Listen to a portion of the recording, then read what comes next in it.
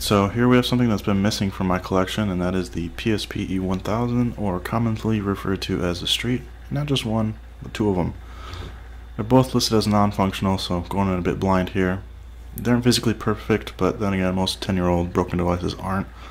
The goal here is to salvage one functioning PSP between these two, and the first one is missing a screw right at the top, which leads me to believe it's been opened before.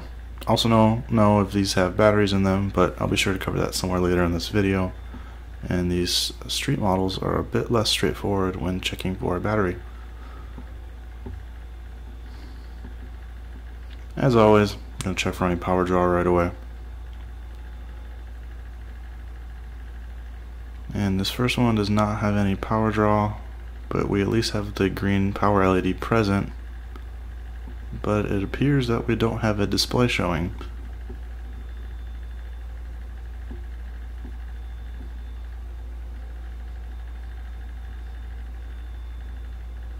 And the second one gives us absolutely nothing.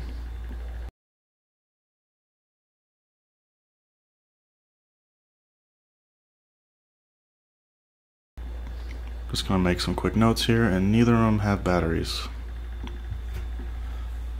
And since this unit has the most sign of life, we're gonna go this route. 6 screws hold this thing shut. Some gentle prying at the top. Rotate the faceplate back. 2 clips hold the display in place. And unlike the other PSP models, this one will actually flip to the side.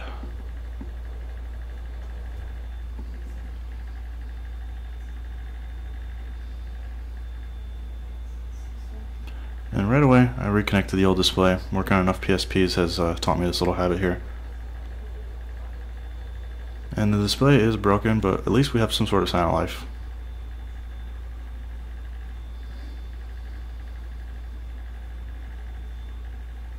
I doubt the device is unresponsive. Probably just the broken display making it look that way.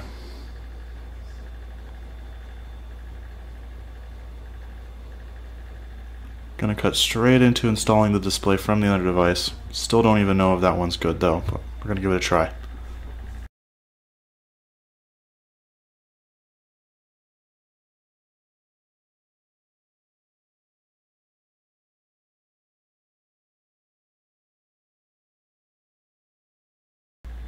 And we have a good image. Looks like the device is responsive too. Just gotta figure out where I can change this language at.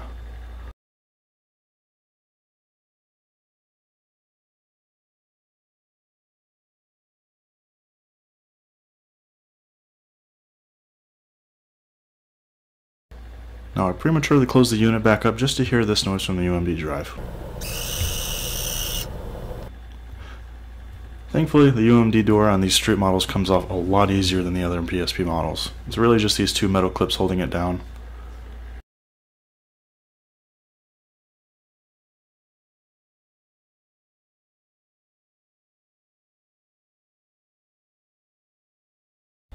And I'm ecstatic that these ones use the same as the 2000 and 3000 models, so parts are easy to come by.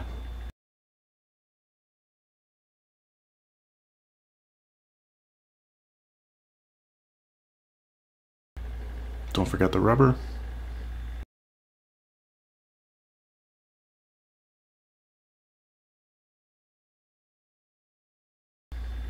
Or to remove the solder ball.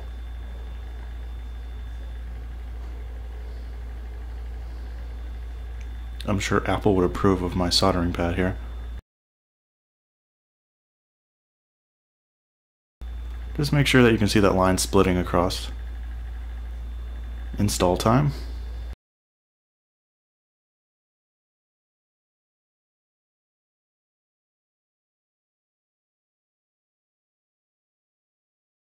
That was a quick and easy repair. The other unit just became a parts unit to expedite the repair. Subscribe if you'd like to see me try and repair that one. Since it's completely dead, I would be excited to see some sort of board level work done to it.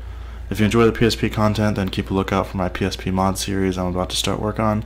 If you like the game console mods in general, then keep an eye out for my original Xbox mod videos. Part 2 going to be posted very soon. We got more destroyed iPads in the pipeline, and I'll be sure to sprinkle in some random device repairs too. Any recommendations for future content is always welcome. As for this PSP, it's headed for the collection. Well, until next time.